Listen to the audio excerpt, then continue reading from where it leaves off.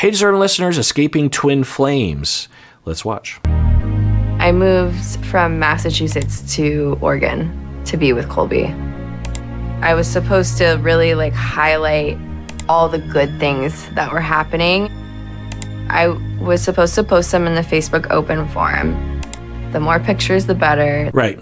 So they utilize all of their power and influence. So yeah, people do that. It's not a crime. It's not narcissistic. It's just asking for a favor, I suppose, and maybe good business. So twin flames were doing that. But when you consider where this is headed, I'm guessing is that you coerce, you control, and you also, like with Jody Hildebrandt, if you remember that one clip of her berating her followers on Instagram with a video saying that her reviews, there was a bunch of 1 stars, and she was angry at everyone for allowing that to happen or for doing that. And she was demanding that everyone who was in her class, or every client of hers, actually, it was every client of hers, she was demanding that every single client leave a 5-star review, not just an honest review. That's one way to manipulate people. Just leave an honest review. But, you really know what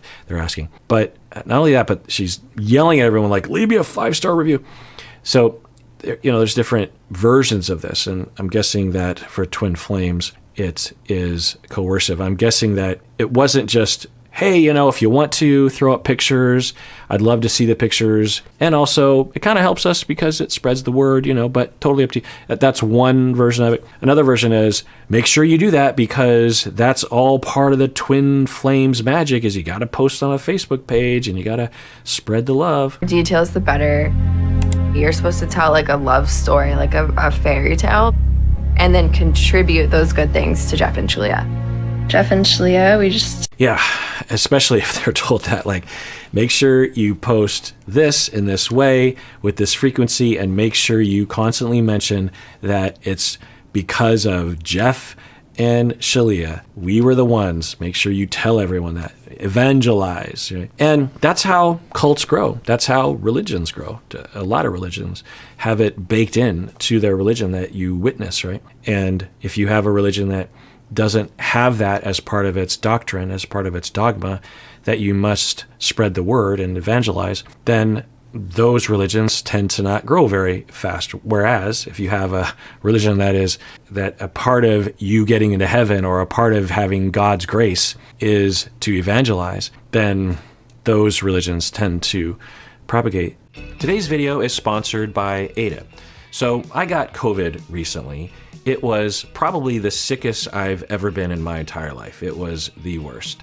Well, did you know there are treatments you can take for COVID-19? And that means that there's something you can do if you get COVID, things you can do to avoid getting really sick. And that's where Ada comes in. You take their free questionnaire online. I've taken it. It's confidential. And you find out if you or a loved one may be eligible for treatment. If eligible, you can talk to a clinician via telehealth within 2 hours. And if prescribed, you can pick up your treatment from a local pharmacy. So click the link below to find out if you are eligible and learn more about treatment options. Yeah. Jeff managed to convince her that she was being abused, which then influenced her willingness to let go of her family. And eventually, Jeff managed to convince her that she needed to send that letter. So I walked with her to get coffee one morning. If this is going to be a proper cult, highlighted in a proper cult documentary, you have to have the element of separating the followers from their support system, and most importantly, their family members. So how do you do that?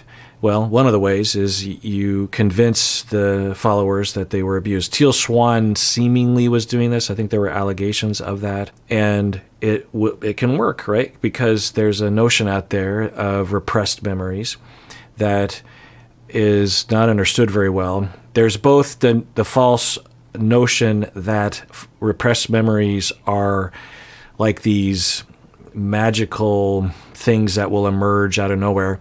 And then you will have the backlash to that, where there will be people like, repressed memories are bullshit and the whole enterprise is ridiculous.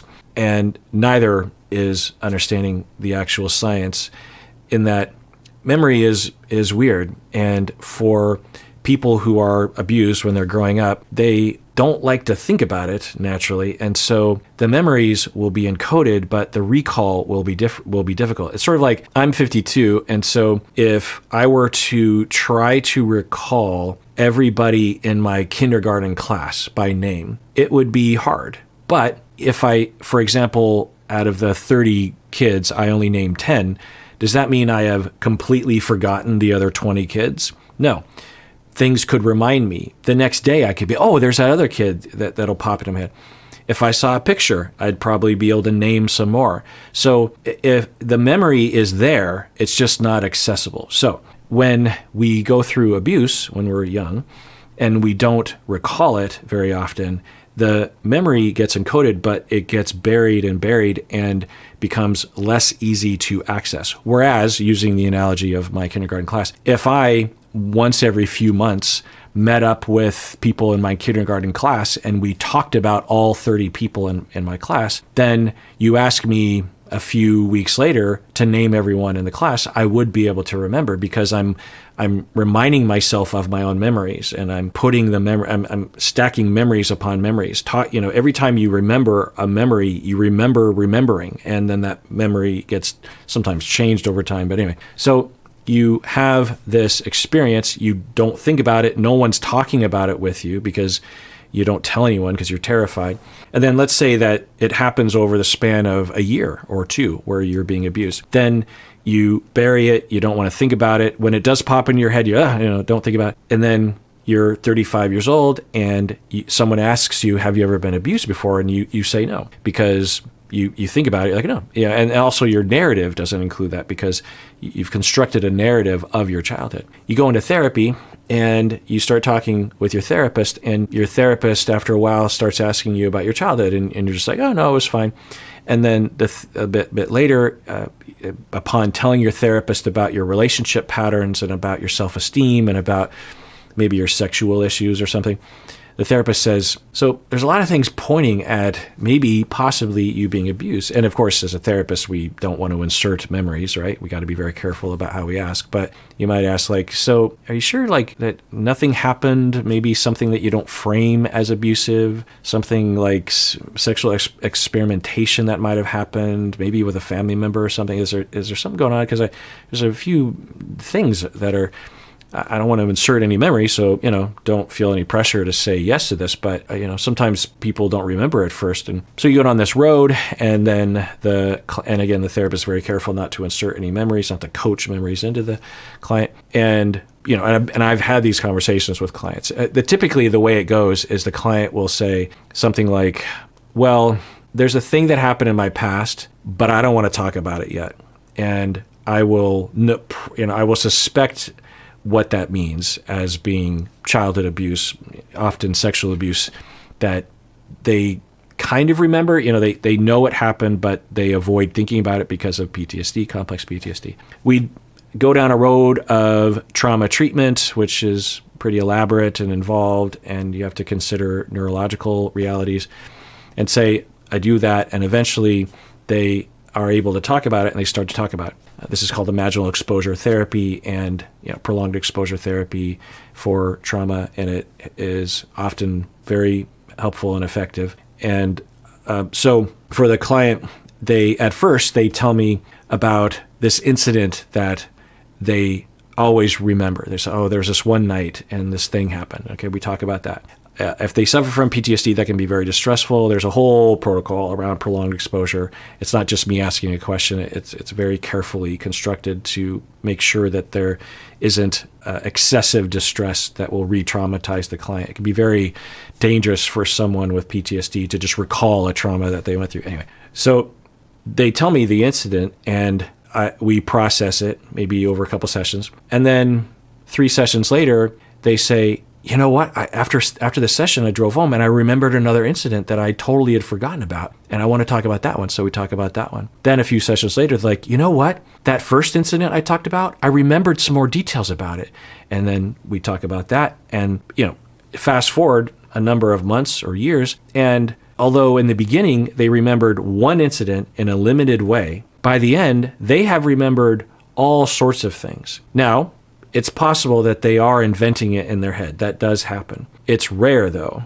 and it has a certain look to it. But it's very common, if not universal, that when people go through trauma that was very difficult for them and recalling it causes distress for them, that's part of the definition of PTSD, then it's universal that when they start to recall it within a safe, therapeutically sound environment, they will remember more details as they tell the story. That's always the case, at least anecdotally. And so would we call that a repressed memory? That second story that the client said, at first, they did not remember that. In the same way that at first, I didn't remember all 30 kids in my kindergarten. The reason why I'm confident I would be able to name every kid in my kindergarten class is because I went from preschool all the way through 12th grade with the same group of kids. We all grew up in the same neighborhood. So was I repressing those other 20 kids? No. It just takes a little bit of association before you can actually access that memory, right? So for the individual, that second story was repressed. That's one way of saying it. It was inaccessible at first, and then later it was accessible. It was completely inaccessible at first. That first session, if I had said, that first session when we started talking about the trauma, if I had said, do you have any other, is that the only incident? And let's say the client says, yeah, that was the only time it ever happened. Never happened. Are you sure? Yeah, never happened another time. So that second story emerged later. What is that? Okay, do we call that repressed memory? And that's a real thing. Okay, now that's different than someone that claims they've never been abused before, and then a therapist or a cult leader convinces the person to believe that they were abused before, or frames things that were non-abusive as abuse, like a cult leader or a bad therapist, or like Teal Swan actually talked about this, how she had a therapist, a very influential therapist, I think by the name of Snow in Utah, that apparently has a lot of controversy around her because she will insert a lot of memories into people and seemingly, at least allegedly, influenced Teal Swan, the cult leader, the alleged cult leader, to believe that she was sexually abused by her parents in this extreme manner. Now that I'm remembering, I had a repressed memory of the extreme nature of the allegations. It was that, there was Satanism involved, and baby sacrifices and blood and flame, and, the whole ball of yarn. And so for a therapist or a cult leader to insert, or an abusive partner, abusive spouse to insert those memories, you start off by saying, were you abused? And no. Well, okay, but did your parents ever discipline you? And the person says, well, yeah. Okay, well, how did they discipline you? Well, they would put me in timeout. Okay, so what do you mean? Like, how would that look? And then you just ask questions, and there's an emotional pressure. The person being brainwashed about this memory, the person having the memory insertion, they want to please. If the person being brainwashed has the ability to walk away and say, I don't want to talk about this anymore, then the brainwashing is not likely to occur. But if you get someone underneath your umbrella, underneath your control in a cult, the victim doesn't want to leave. And so they might even want to please the cult leader, right? Because everything is centered around pleasing that person because they're some sort of god or guru. And they're like, well, are you sure? And then you start thinking, well, okay, maybe the timeout was a little harsh sometimes. My dad, he would lose his temper. Oh, okay.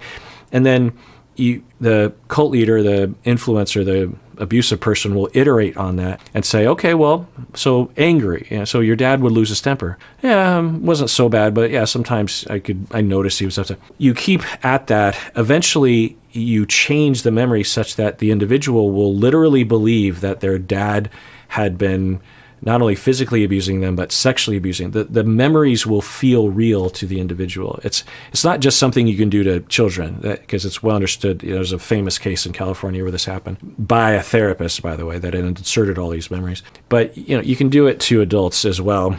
And I don't know what happened here, but at the very least, the allegation is that Jeff and Shalia influenced or brainwashed one of the followers to reject her mother, and maybe even messed with her memory to believe that she was actually abused by her mother, which is, pretty awful. And the other thing, and I don't know if I show this clip, but not only do they separate, when they're and cults will do this all. It's just classic cult, this whole thing.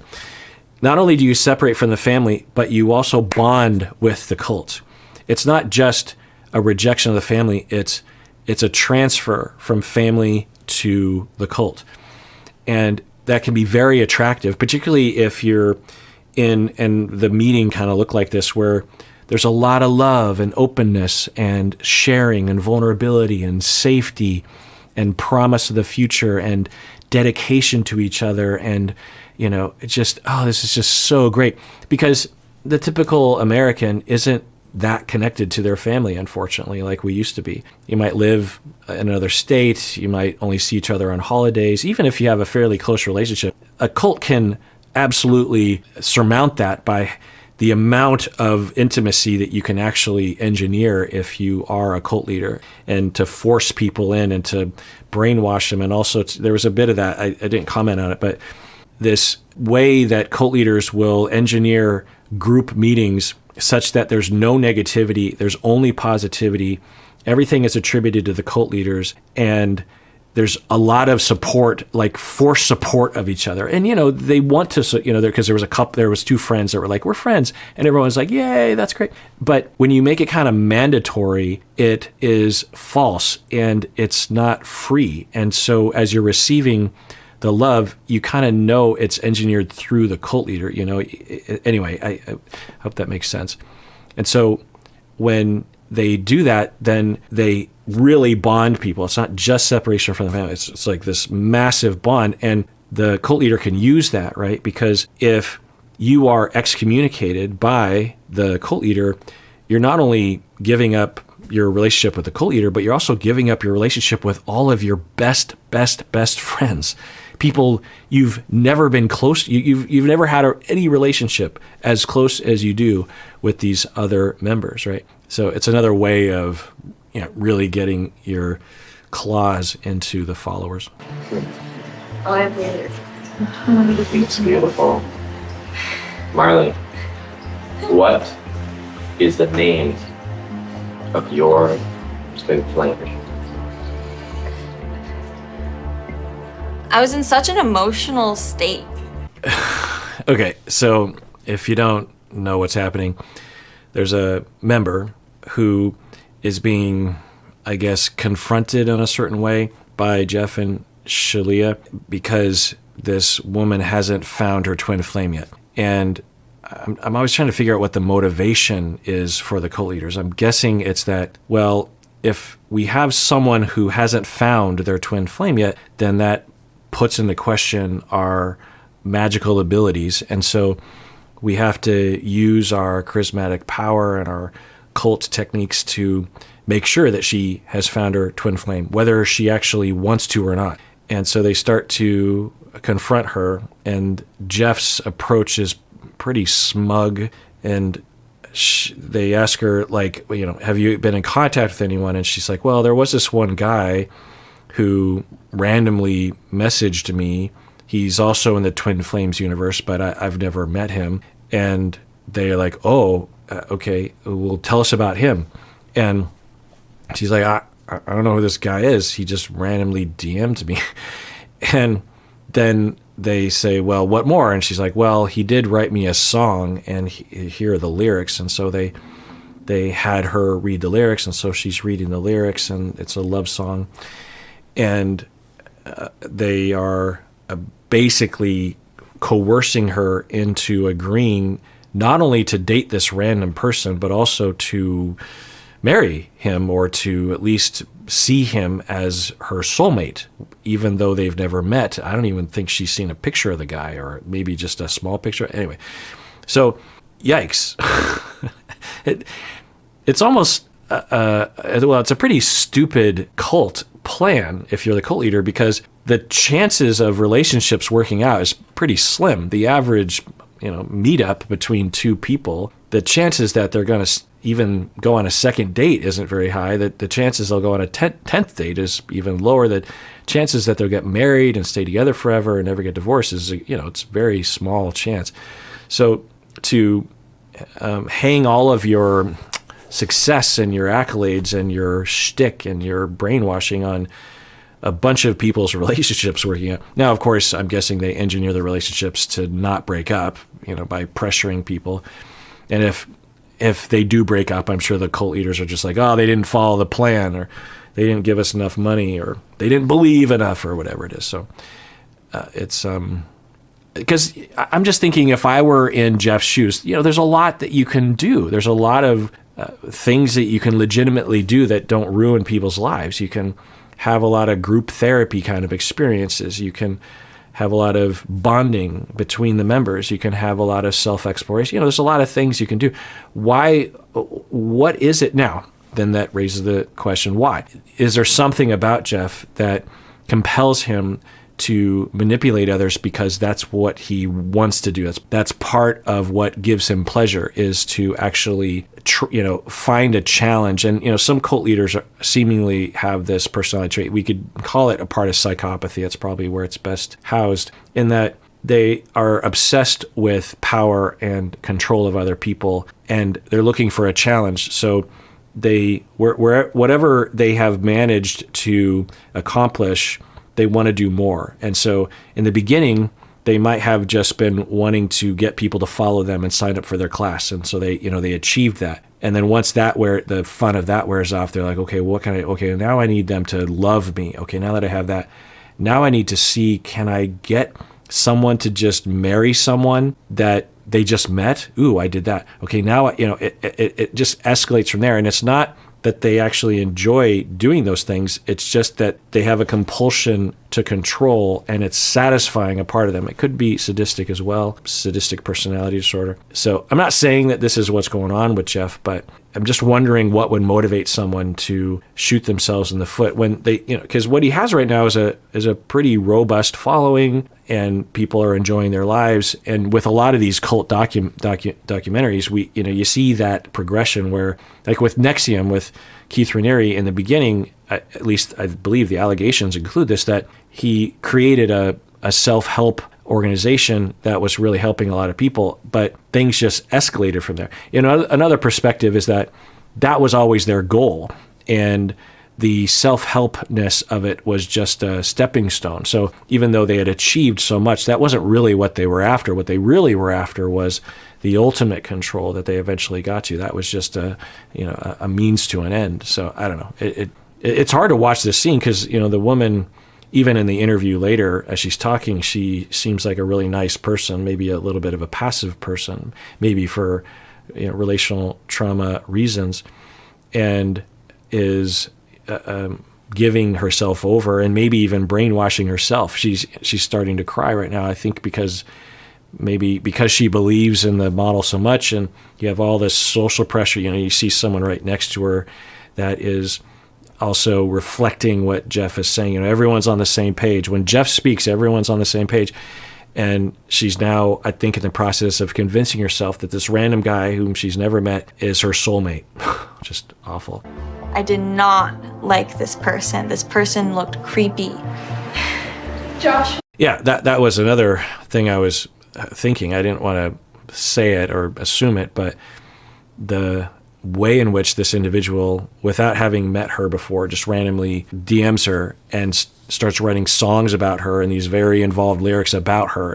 It's like, what is happening? Joshua! All right, well, let's adjourn there. Tune in next time when I continue watching, and everyone, please take care of yourself because you deserve it. You really, really do.